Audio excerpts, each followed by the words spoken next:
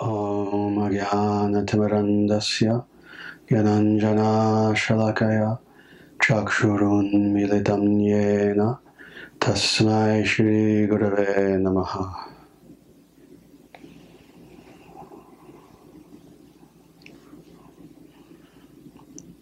Very good. All right. Well, again, welcome everyone. This talk is going to be a little bit shorter than talks I've given in the past. And I'm going to be speaking very specifically about the devas and devis, about the gods and goddesses. This is something that we've talked about in the past in snippets, kind of touching on different items concerning the gods and goddesses in various talks that I've given in the past. But to my knowledge, at least recently, we haven't really had a talk where I've talked about the gods and goddesses specifically in a talk. So we'll do this today a little bit. This is a very important topic because with Sanatana Dharma very specifically, and really you could say several of the ancient religions, including especially the Greco-Roman understanding of the divine, there has always been this confusion about what is the ultimate, what is the absolute in accordance with natural law or Dharma philosophy. We know, for example, that all the ancients understood that there were many divine beings within the universe, gods and goddesses. That was even carried over a little bit in the later Abrahamic religions in the form of angels. But the previous, more ancient understanding was much more sophisticated than simply the idea of angels. Rather, there were gods and goddesses, what in Sanskrit are called devas and devis, respectively. And the understanding, again, of these beings is very deep. They are myriad, they are very diverse, there is a hierarchy of these divine beings. They all fulfill different functions, they all have different attributes, and on and on and on, to the point where you could study just the gods and goddesses almost for all of your life. There's so much information that's there, so many stories about them. Divya Katha, sacred stories about the gods and goddesses. Well, I want to talk a little bit about who are these beings, first of all. And again, without going too deep, because there are many of them. There are many of them. But a little bit about what is their nature and precisely who are they? And who are they in, let's say, the hierarchical structure of the cosmos. All right? And again, we're going to do this somewhat briefly, not going very in depth. First of all, again, it is understood that we are living in a universe that is alive with personality. We are not living in a universe that is dead. Now, this is the modern scientific concept and really even the Abrahamic concept. Let's deal with the Abrahamic concept because the modern materialist, atheistic, scientific concept we know we've rejected. But we know that's garbage. So let's deal with the Abrahamic concept. Even in the Abrahamic concept, interestingly, for the most part, as far as levels of various beings who exist, it's understood traditionally. And I'm talking about traditional Christianity. I'm talking about, forgive me, but real Christianity, not modern sects. I'm talking about classical Christianity. It's understood that there are humans, there are angels, there are certainly devils, and then there is God. But that basically is the limit of the understanding of this hierarchy of various beings. In Sanatana Dharma, on the other hand, it's understood that beings, personalities exist everywhere, both good and bad. Beings exist within nature. They exist as nature spirits. We understand that each planet is alive and has a personality. We understand that the sun is a person. We understand that the moon is a person. We understand that certainly trees are, because we know that they're living beings, because they have Atman, they have consciousness. But more than this, we understand that rivers are considered to be living beings. Why? Because they have all of the attributes of a living being. They have a beginning, they have motion, very often they have offspring. From a large river will come smaller rivers, rivulets. They have an endpoint, and we know that rivers do not last forever. They're not immortal. They last for a very long time, but they're not immortal. But they all have personalities. Many people who have this very stereotypical understanding of quote-unquote Hinduism, for example, will know that the so-called Ganges, the Ganga, is very sacred. Unbeknownst to most people, however, it's not merely the Ganga who is sacred, but all rivers are considered sacred. She's the most sacred of them. But there are many, many, many sacred rivers, not just in India, but all rivers themselves are considered sacred. So, for example, the Mississippi is a sacred river. The Missouri is a sacred river. Why? Because these are very expansive, very powerful, very beneficent beings. They bring good to everything they touch. They bring good to the world. Oh, it's because of rivers that we can have civilization, that we can water our crops, etc., etc. We consider mountains to be living beings, again, because they exhibit all of the classical symptoms of what it means to be an organic living entity. And on and on and on. Well, the ancient worldview was such in which we understood, we acknowledged, we embraced, and we respected and indeed worshipped such beings who were considered to be higher than us, beneficent, and thus who had the ability to benefit us. When we think about this very practically, this is not a foreign concept. Who of us has not either ourselves or has known someone, for example, who has propitiated our local congressperson, senator, president? What do? We send, if we're intelligent, we send a very well-crafted, very respectful letter to, let's say, the president or the senator, and explaining our plea. Oh, respected sir, I have experienced this problem in your constituency, and I would plead that you please do something about this, etc., etc. Why? Why do we do this? Very simply, we understand this is someone more powerful than us. They can do things we can't. Therefore, what is our relationship with them? Our relationship with them is a proper one. It is one in which we recognize that hierarchy that is there, and we respect them, and we give them our plea. Sir, can you please do this for us? Well, we see this again, even in the material world. We have bosses, most of us. We do the same thing when we have to approach our boss. What do? Do we do so disrespectfully? Not if we're intelligent. If we're intelligent, oh, Mr. So-and-so. Well, what do we usually ask for? Usually a raise. But how do we do this? We understand this is a person who has power, and we propitiate them. We speak to them respectfully. You know, we look at them in the eye, but at the same time, humbly, and we ask for what we want. And if we gain their favor, they grant that to us. This is life. This is the nature of life and relationship within the material world. This is how we relate to one another. We have individuals who are below us, and our relationship to them is such that we have power, they do not. What do? We try to have compassion toward those people, whether they're our children or just anyone who is dependent upon us. We try to have compassion, mercy, and when we can, especially if they're good people and sincere, we give to them. Then we have people who are on our same level. Those are people who are just our friends, our colleagues. We associate with them. We can be very relaxed with them. And then we have those individuals who are above us. And again, I've already explained how we act with those people. This is the nature of the universe. Even animals do this. Even animals do this.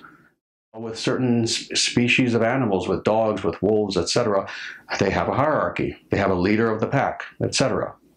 So again, this is something that we simply see as a part of nature. Now, extending this, you see, from the mere earthly, but now to the cosmic. Well, who are the devas and the devis? Who are the gods and the goddesses? They are beings likewise, just like a president or a prime minister or a boss, a CEO. They are beings with power. They are beings with power who are beneficent, who are good, who are there to help us. They are beings who we can propitiate in the same way that we would anyone in this world. They are beings who we are meant to respect and work in cooperation with. They are beings with whom we are meant to have a relationship of love. See, even in the material world, this is the ideal. Ideally, even the relationship between ourselves and the rulers of a nation or a governor or whoever, it's meant to be a relationship of love. Of course, we know that's very rarely the case in the Kali Yuga. But ideally, that should be the case. This is what creates this harmony despite diversity, this harmony within this hierarchical structure of both the material world and the cosmos. Now let's talk a little bit more specifically about the devas and devis, about the gods and goddesses, and what is their nature. Again, let me go back to how I began this talk. It's interesting how you see sometimes, really it wasn't a problem in the ancient world, but today, looking back upon the ancient world, we've created this problem of polytheism versus monotheism. Again, for the ancients, it wasn't a problem. They understood it.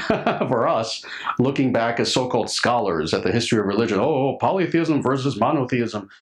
Oh, there must be some conflict between the two. It was understood by the ancients that there was not. They were both. They were both. And with this understanding, that ultimately, when speaking about that which is the ultimate absolute, that is one. That is ekam. That is, as even Plotinus would say, the one. That was his name for it. That was the Neoplatonic understanding, the Greco-Roman understanding. But then, in addition to the one, below the one, there were also indeed many powerful divine beings, what we would call gods and goddesses.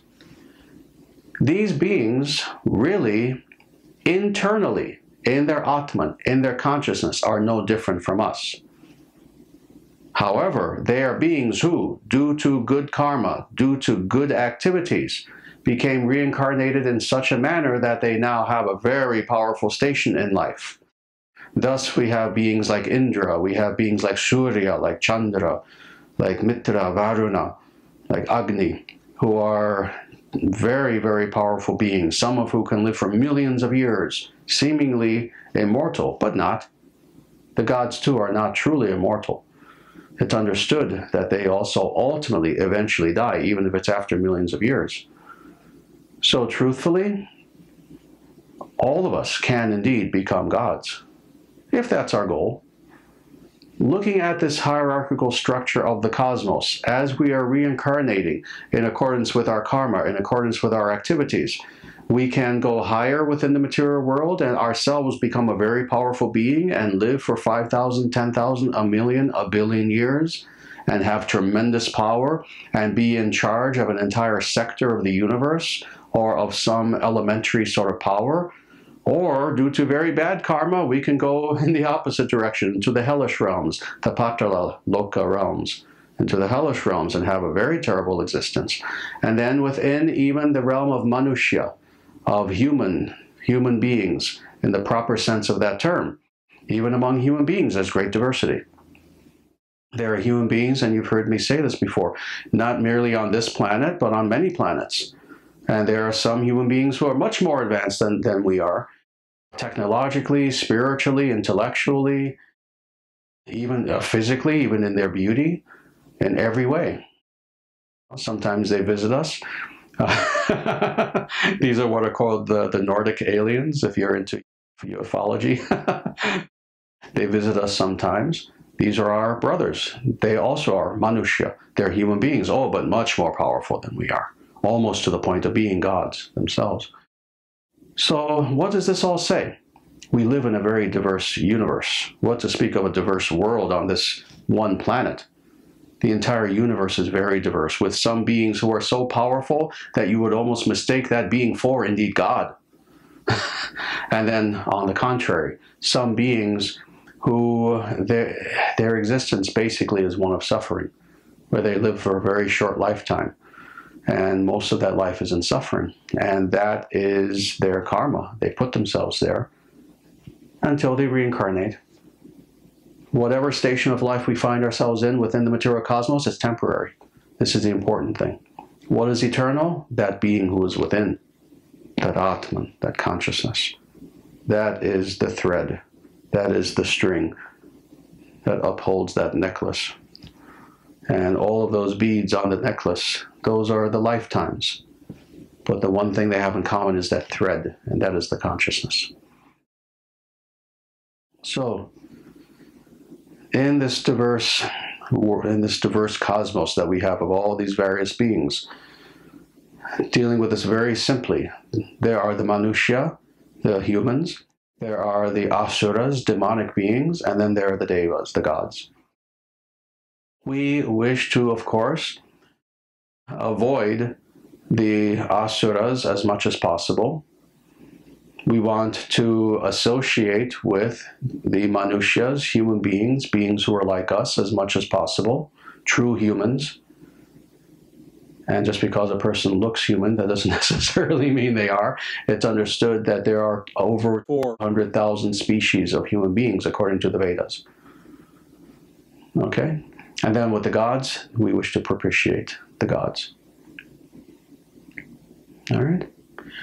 Now, again, without going very deep, because truthfully there are many, many different classes of gods. The three, let's say, broadest categories are what are called the terrestrial beings, the terrestrial gods, the atmospheric gods, and the celestial gods. And let's deal with these, again, very briefly in that order, because I do want to try to keep this talk not very long. Dealing with the terrestrial gods, these are gods who are gods of the earth, who are gods representing natural elements. Yakshas and yakshis, for example, tree gods, tree spirits, spirits of nature, spirits of the forest, spirits, again, of the rivers, etc. These are gods of the earth. Even with these, you can divide these into two kinds. And let me just use English words. You can talk about general terrestrial gods or localized ones. Now, this is where it gets to be somewhat interesting with these beings. That is the earth gods and goddesses. There are localized gods, and this is something that's very important to understand. Tribes have their gods that basically belong to them. Peoples have their gods that belong to them. Regions and geographic locations have their gods that belong to them. And there are hundreds and hundreds of examples of this, of which let me give you one, because we're in America, and this fits nicely. The Hopi Indians of the Southwest have their gods known as the Kachinas. Who here has heard this word, Kachinas? Okay, very good, almost everyone. When we think of Kachinas, we tend to think of those really interesting dolls that you can go, well, now many places, but especially if you go to the Southwest, you can purchase these. And there are over 400 different Kachinas. And again, that's what we tend to think of, are these dolls that you can purchase, and they're all very interesting. We know that they all represent different things. I have two of them, actually. I have one especially that represents the sun, the power of the sun. And these are the gods very specifically of the Hopi people. Now, interestingly, these are localized divinities. It's known by the Hopis, and this is how they explain it to people. There is a sacred mountain, I forget if it's in Arizona or New Mexico, but it's called San Francisco Mountain, not to be confused with the city of San Francisco. This is an actual little mountain range, and it's understood that that is where the Kachinas live. Okay? Now, who are the Kachinas? Who are these over 400 different beings who are worshipped by the Hopi? They are localized divinities. They are divinities who have always existed in that area, who the Hopi have a special relationship with. And again, this is one of hundreds of examples. The Africans, there are so many African tribes who have their specific divinities, who are localized, who apply only to them and their specific tribe, and on like this. So those are localized versus more generalized terrestrial divinities. Okay? And most terrestrial divinities do tend to be localized. Now we have the atmospheric divinities, the second category.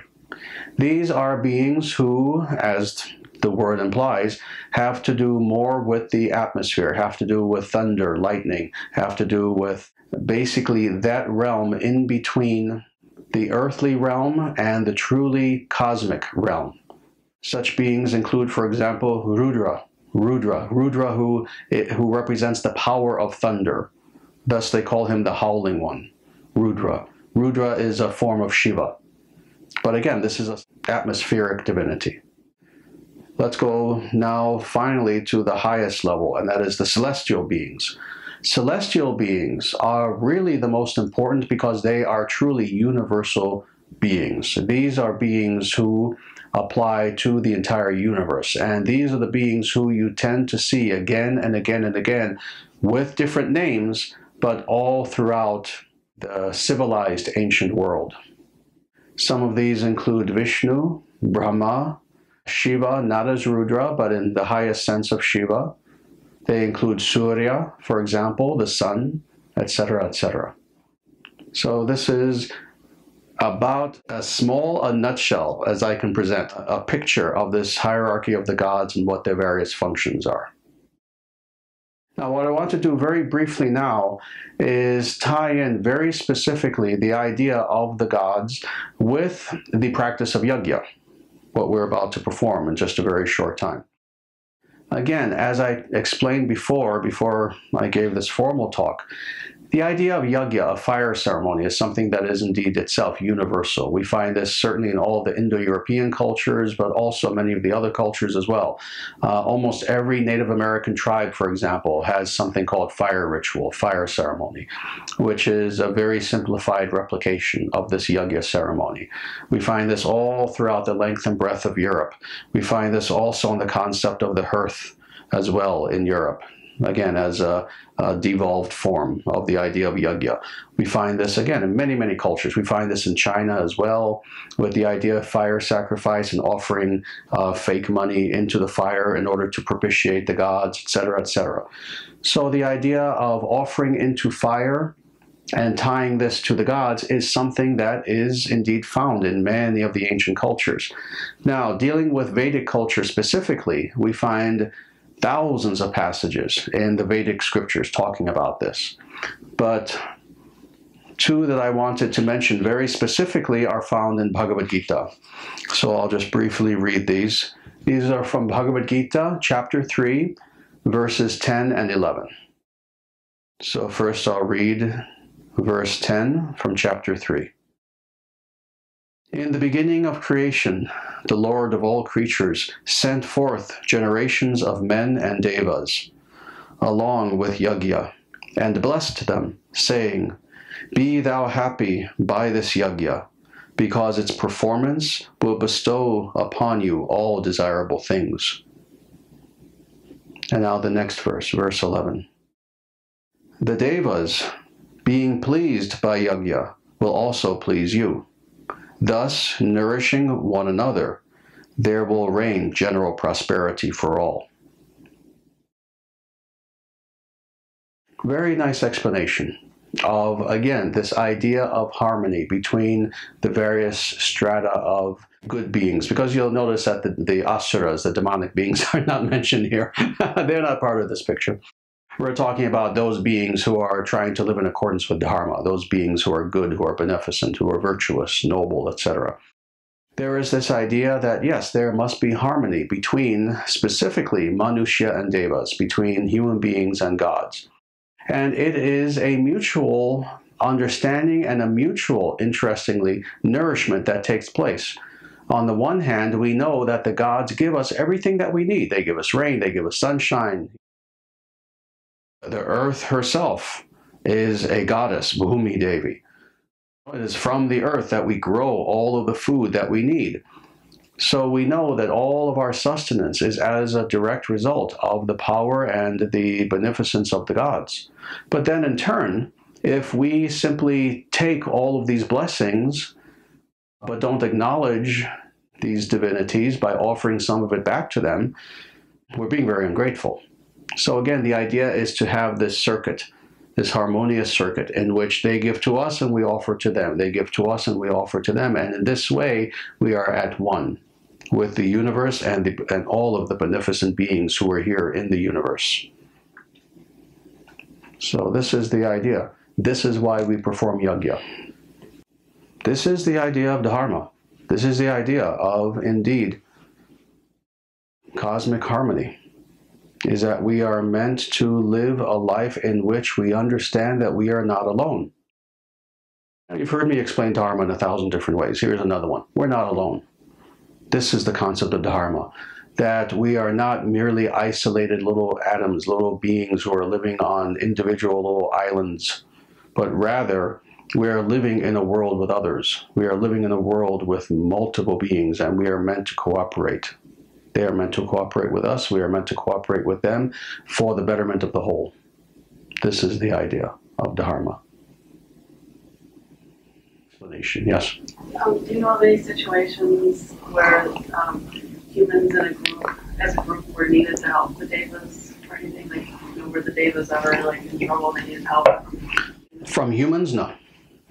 No, that's never happened. Yeah, I mean, certainly the opposite has happened many times, that humans have needed very specific help from the devas, and they will come and help. Then, and this is how we know that the devas are themselves limited. There are many, many stories in which the devas themselves need help, and they then appeal to that one who then comes and helps them. But as far as the devas needing the help of humans, other than yajna, as far as some emergency situation, no. No. They ever asked for humans to do yajna? Yes, oh yes, they want us to do yajna, yes. Yes, there are different instances where they, in this, what I read here, this is of course Krishna speaking about yajna. But there are other places where you have different devas themselves talking about the importance of yajna. And then, of course, there are works, the Brahmanas specifically, different sacred texts where it goes very deep into how you perform yajna. So yes, they are very open about the fact that they encourage yajna very, very much. Yeah, and of course, in their mind, they are very wonderful, beneficent, munificent beings. They want us to do yajna for our own sake, because it's good for us. This is the thing that is wonderful about any sacred activity. When you do a sacred activity, this is why it's called auspicious. It's good for all beings. It's healthy, literally healthy for all beings. Even if it's directed toward a specific being, the very fact of that activity's existence creates an auspicious atmosphere that is good for all sentient beings. So this is why, for individuals who have experienced yajna in the past, and we're going to do a very short one. I've been to yajnas that have gone on for 3 hours. I'm sure other people have as well. You can go to a Hindu temple and, you can be sitting there and there'll be 4 priests. This is the largest yajna, where you'll have 4 priests. And rather than a small yajna pit like this, it'll be massive, larger than my chair, and there'll be a roaring fire, and it will go on for hours where they're saying mantras and offering things and saying mantras and offering things and offering. And it creates, as you're sitting there, such an auspicious, such a peaceful atmosphere that you literally could just sit there for 2 hours. And you don't feel bored. You don't feel as if you feel as if time has been altered. It's such an auspicious atmosphere that's created, because you can quite literally feel the stratas of the cosmos coming together and now existing on one plane, even for a short period of time. It's amazing. That as we do this yajna today, which again will be a very brief one, people will get a little taste of that. But especially if you go to one of these very, very large yajnas where you have many priests and many people there, and it goes on for a long time, you can experience this. Why does the yajna give pleasure to the devas and devis? It feeds them. It's feeding them. The devas and devis don't eat food in the material sense. They can if they choose, and if they did so, they would do so only for pleasure, not for nourishment. Rather, the way that they derive their nourishment is in subtle energetics. Things that are offered into the fire are transformed. They no longer have physical presence, but their inner essence ascends and is then consumed by the devas.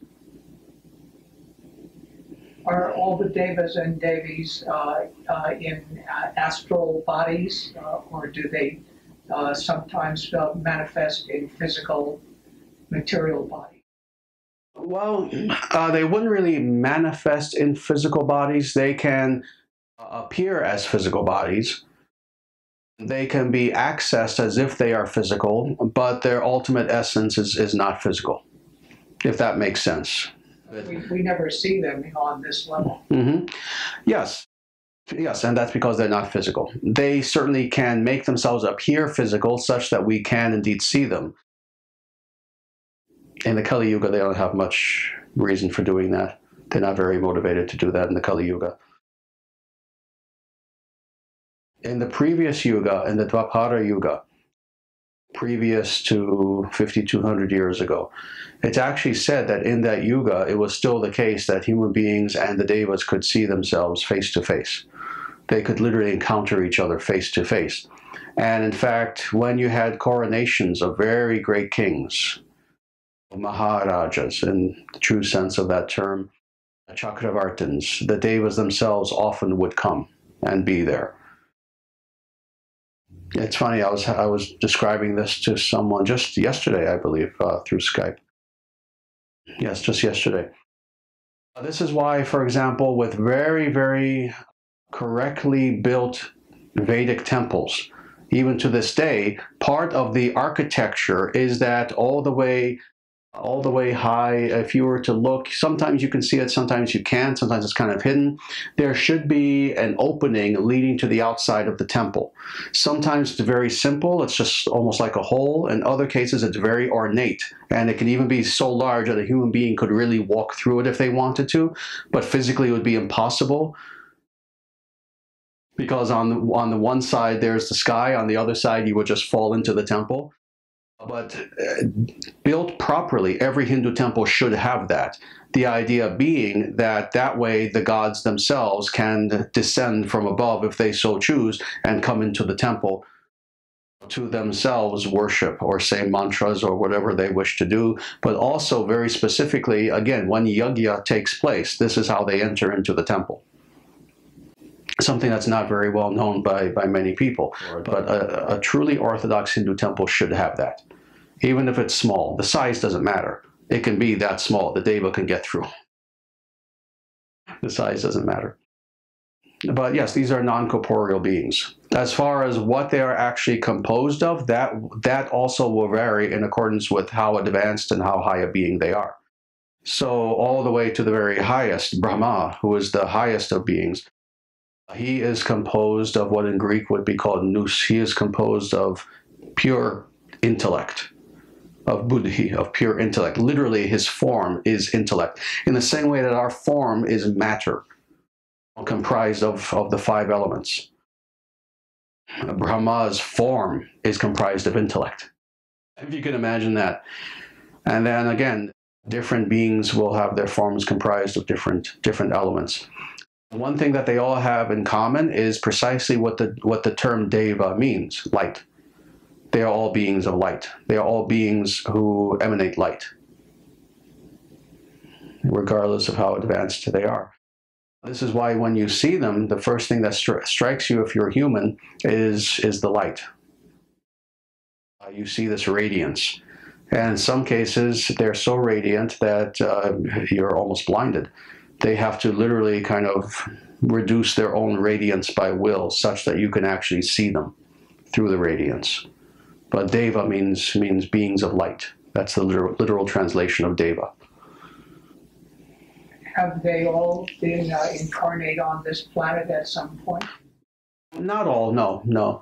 Many of them have come, and specifically when Narayana comes, when Vishnu comes in his incarnations, many of the devas accompany him in order to help, but certainly not all of them.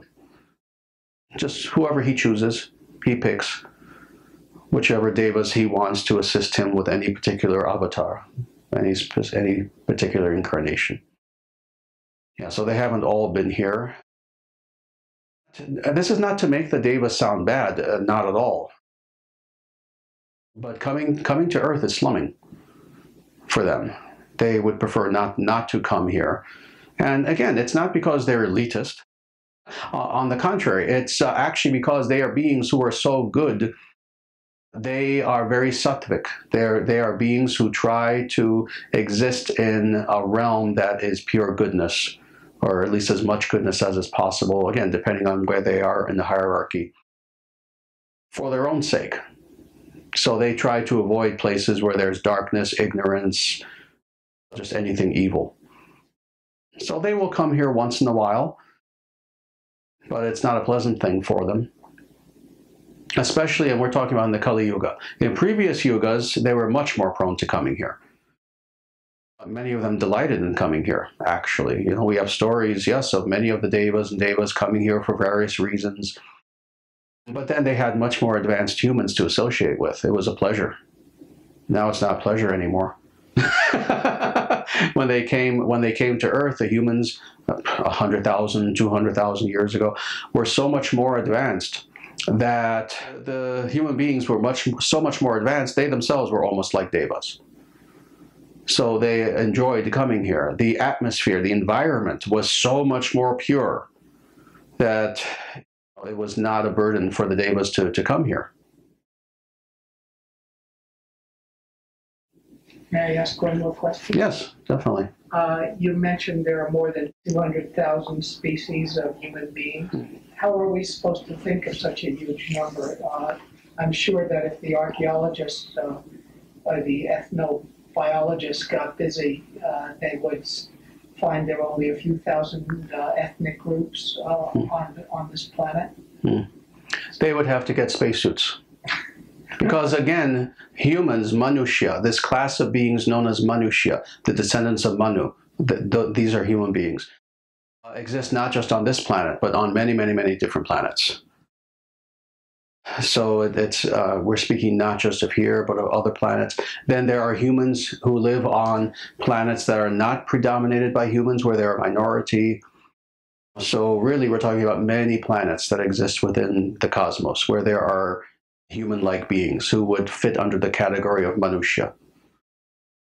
Some are, nowhere near as advanced as we are. They would be the equivalent of cavemen. Some would be much more advanced than us, to the point where if we met them, we would think we're meeting gods. But we're not. They're humans. They're classified as humans, but just much more advanced.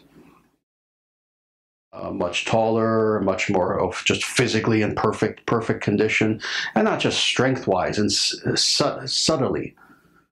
Their bodies are just supple and healthy and vibrant and just wonderful. Again, it's interesting. Getting back to this concept of the devas as beings of light. The reason why they're beings of light is very simply because the more spiritually advanced you become, the more glowing you are, the more ojas, to use the Ayurvedic term, the more ojas, the more glow you have to you. This is why you can see a person who is very unhealthy, who's an alcoholic, just has a very unhealthy lifestyle. They just have no glow to them, no light whatsoever. Then you look at someone who's spiritual and they're radiant. We use this word all the time about people. Oh, that person's radiant. Well, you can imagine a being like a deva, who is so much more advanced than the typical human being. Yes, they are truly radiant. So radiant that you almost have to cover your eyes if you're in their presence. It's a tangible radiance. Yeah. So there are many, many human beings who exist not just here, but many different planets. Yeah. Are the devas and devis striving towards liberation? Some are. Some are. Many aren't. And it's very interesting. This is why it's actually said that as far as the sort of incarnation that you wish in order to make spiritual progress, the human incarnation is best. This is the reason why. Again, of these three strata, the hellish realms, earthly realms, heavenly realms, in the hellish realms, things are just so bad you can't even begin to practice spiritual life. We've talked about this even just on this earth. If a person is in such poverty and pain and misery, how can they even think of anything spiritual? So you can't really practice much spirituality in the hellish realms. But then in the heavenly realms, interestingly, things are so materially perfect where there is no such thing as unhealth. Every being has perfect radiant health. There's no such thing as starvation. You literally have everything that you need. Every single need and pleasure is taken care of for you. Unfortunately, the bad thing about this is that also it's not conducive to spiritual life, because then what happens? You get accustomed to all of these very advanced material pleasures, forgetting that, well, it's a really wonderful material pleasure. It's a very intense material pleasure, but it's still a material pleasure. And you don't have quite that impetus to go beyond the material world, and you lose sight of the fact that, oh yes, I'm living on a heavenly plane where, let's say, I'm going to live for 10,000 years, 100,000 years, and everything is wonderful. Oh, just see, I have this power. Oh, I can even float and fly and levitate. It's so wonderful. Not understanding that you are there because of your karma. When that karma runs out, you're going to die, even as a deva, and continue reincarnation. Maybe you'll be reincarnated again as a deva, or maybe as a human, or maybe as an ant. You know, you don't know. But yes, true spiritual life to the point of liberation is very difficult if you're a deva, because you're surrounded by too much pleasure. That's why the human form of life is considered a blessing, because we have the ability, from our perspective, to see both. We can experience hell on this planet, or a lot of heaven on this planet. And very often in one lifetime, you experience both. And we have perspective. We have perspective. Thus, we have more of an impetus to seek liberation. Yeah. Does that answer your question? Mm-hmm. Very good. Any other questions? Yeah, I don't know, I was just kind of curious about the atmospheric beings. Talk more about them. Like Rudra.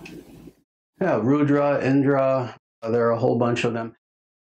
They are beings who are not tied down to the earth. They are beings who are not localized, but they tend to be, let's say, well, two strata.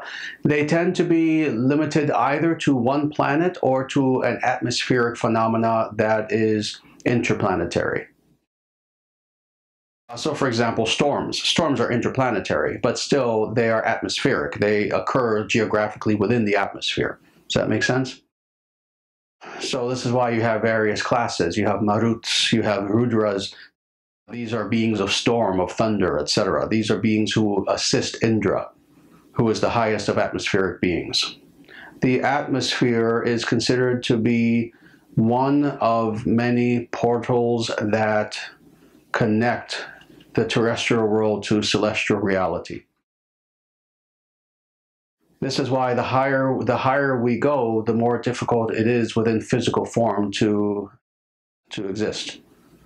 This is why it's so interesting. People who try to climb Mount Everest, just mountain climbers, don't know that inwardly, for materialistic reasons, of course, but inwardly they are replicating what yogis have done for thousands of years. That is, trying to physically go higher and higher into more rarefied atmospheres, such that eventually they can commune with the gods. This is why, I have always found it fascinating reading about the stories of people who have climbed specifically Mount Everest, because it's the highest and it's in the Himalayas. The experiences that some of these people have had has been amazing, and you can read this on your own. Into Thin Air, I think, was one famous book, and a whole bunch of these, where people will report going to the summit of Mount Everest. And for example, there was one mountain climber who wrote about this, about while he was up there, your entire consciousness is altered. You feel as if you're in a different world and you no longer have a body. There are physical reasons why. It's because of the air. The air has changed and how your breathing has changed, etc.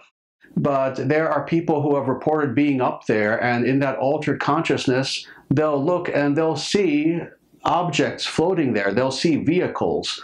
just there floating, and they'll see beings on top of them. And of course, when they come back down, they'll just say it was a hallucination, and the doctors will say, oh, yes, yes, your breathing was altered, so you were hallucinating. Well, they're, of course, just describing Vimanas. They're describing the gods. You see, the scriptures say the same thing. The scriptures say that if you go high enough in the Himalayas, you're going to see these Vimanas. You're going to see the gods flitting around on the highest realms of our atmosphere. There are mountain climbers who have talked about other beings they've encountered. You know, there was one person who I read, you know, he talked about how when he finally started walking down, he could tell that there were beings behind him walking down with him, and that they were protecting him. Just all sorts of stories, hundreds of stories like this.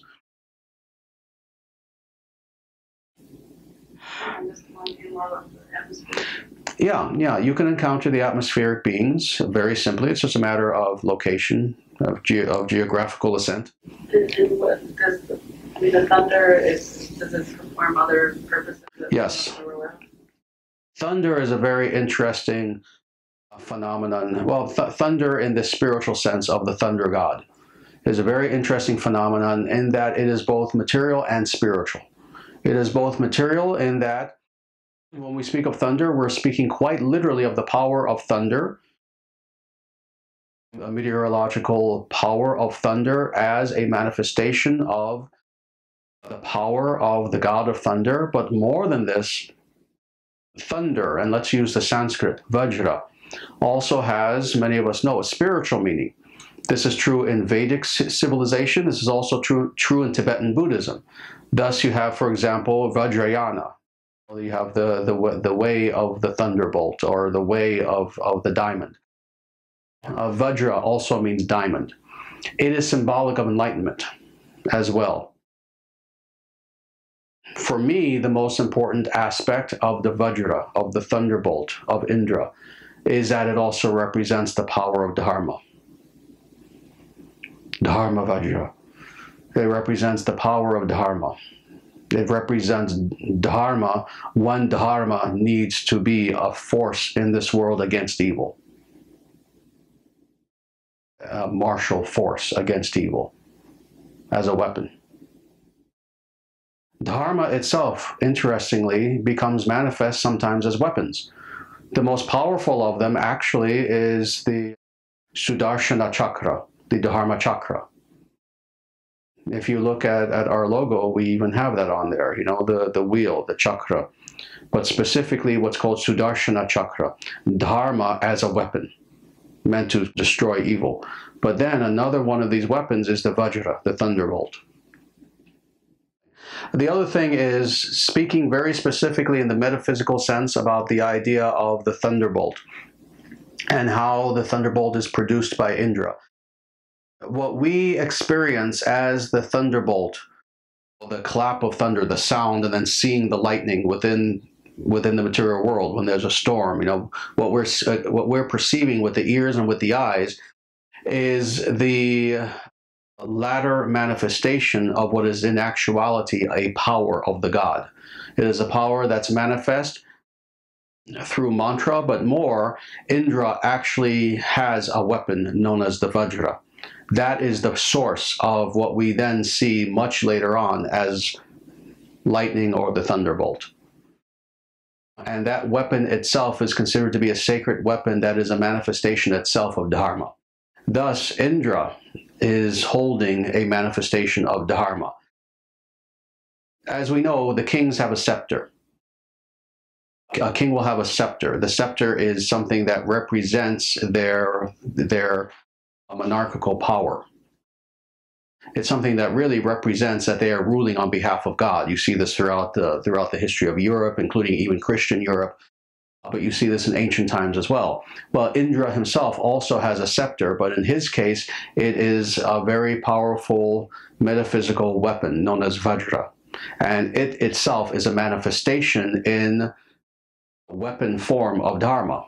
I have rarely talked about this. It's hard for us sometimes to imagine Dharma as a weapon. We tend to think, of course, of Dharma in the more spiritual sense. Dharma as goodness, as natural law, as harmony within the universe, etc. But Dharma also can be weaponized. And that is what Indra wields. Vishnu also wields Dharma weaponized in the form of Sudarshana Chakra, a discus that can be used to bring light to the world, but also to quite literally destroy evil. I've heard that, I mean, I don't remember what tradition this was from, and maybe it was Native American or something, but that the thunder was supposed to destroy negative beings or something like that. Yes.